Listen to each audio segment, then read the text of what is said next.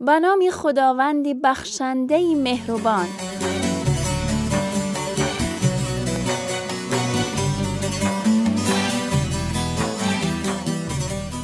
سلام سلام بچه ها، گل های خوب و زیبا، حالتان چی طور است؟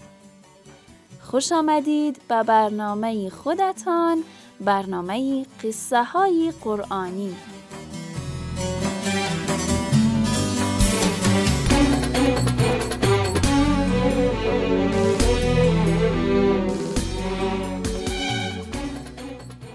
داستان امروز برایتان نقل خواهم کرد درباره یک باغی بزرگ و سرسبز که به خاطر کارهای صاحبانش تبدیلی به یک خرابه‌ای پر از خاکستر می شود.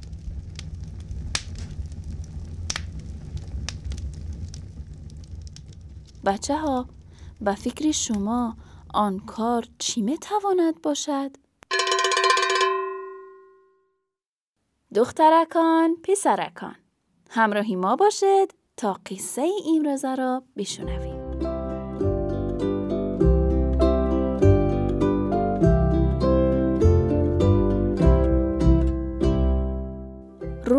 روزگار در سرزمین یمن یک باغ کلان و خرم بود. صاحب باغ انسانی پاک و خداترس بود و به خوبی باغ را نگاه و بین می‌کرد. در وقتش آب می‌داد، شاخه‌های خشک شده را کوتاه می‌کرد، علف‌های هرز و بیکاره را می‌چیند و تمام تلاشش را در پرورش باغ انجام می‌داد.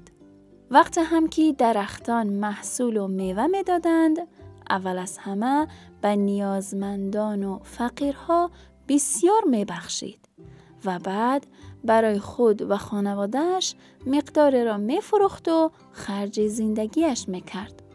سالهای سال مرد همین کار را می‌کرد و باور داشت که تمامی برکت‌های زندگیش به خاطر این است که همیشه حق نیازمندان را می‌داده است.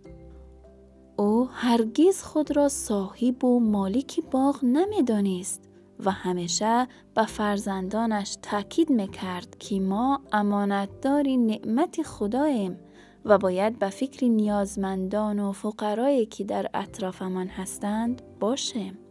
سالها گذشت و مرد پیر شده از دنیا رفت.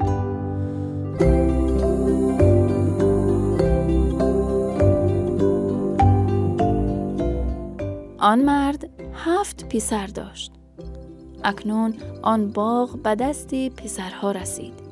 یک شب آنها گرد هم نشسته گفتند: آخی تا به کی باید مقدار زیاد از مال خودمان را به دیگران دهیم؟ فرزندان ما کلان شدند و در زندگی پولی بیشتر لازم است. در همین وقت دیگر برادرها بجز کسی که از آنها داناتر بود با او همراه شده گفتند: بله تو راست میگویی، ما دیگر نمیخواهیم حتی یک میوه از این باغ را بی پول به کسی دهیم. برادری دانا گفت: ای برادران، از خدا ترسید. سالها پدرمان به ما کاری درست را یاد داده است. اکنون پسندیده نیست که دری باغ را بروی فقرا و نیازمندان ببندیم. در همین بین یکی دیگر از پسرها رو به برادری دانا کرده با عصبانیت گفت: این را بدان، ما امسال حتی یک میوه به کسی نمیدهیم. پس به خود سعی نکن تا ما را از تصمیممان برگردانی. آنها آن شب وعده کردند که سحر بر وقت پیش از روشن شدن هوا به باغ رفته تمام میوه ها را چینده بار کرده به بازار شهر برده می فروشند و همگی پولدار می شوند.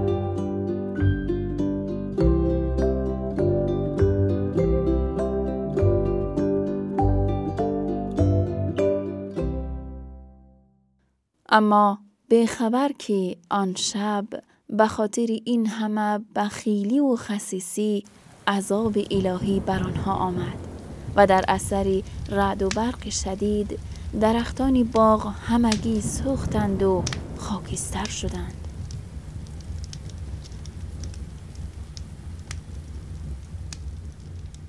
نیمه های شب یکی یکی برادرها آهسته از خانه هایشان برآمده به سمت باغ رفتند.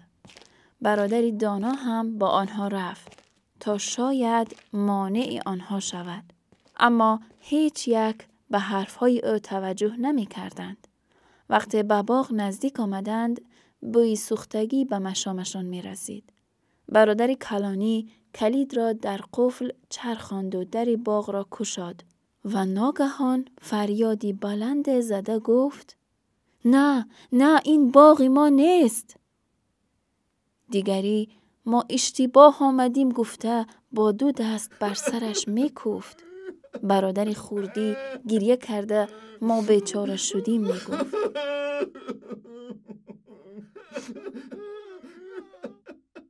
برادری دانا با حال گریان گفت: ای برادران، این نتیجه بخل و خسیسی خودی ما است. مگر یادتان نیست که پدرمان همیشه می گفت صاحب حقیقی باغ خداوند است و ما فقط امانتداری او هستیم. پس باید حق دیگران را هم دهیم. توبه کنید که اشتباه بزرگی کردیم. بعد برادرها دست جمعی از خداوند طلبی بخشش کردند.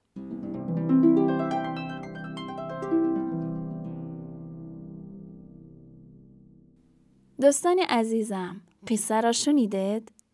این داستان در سوره قلم یا همان سوره نون در قرآن کریم آمده است. عزیزان دل، حتما متوجه شدید که چی کار سبب شد تا آن باغ زیبا از دست برادران برود. امیدوارم همه ما و شما در قطار انسان‌های بخشنده و مهربان باشیم، چرا که خداوند بخشندگان را بسیار بسیار دوست می‌دارد.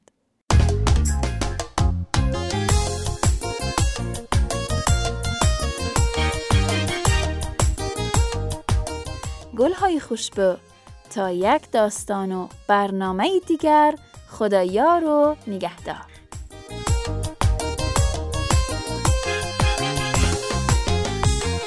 شکر خدای مهربون که خیلی ما رو دوست داره، همون خدا که میتونه رو کوها برفا بذاره.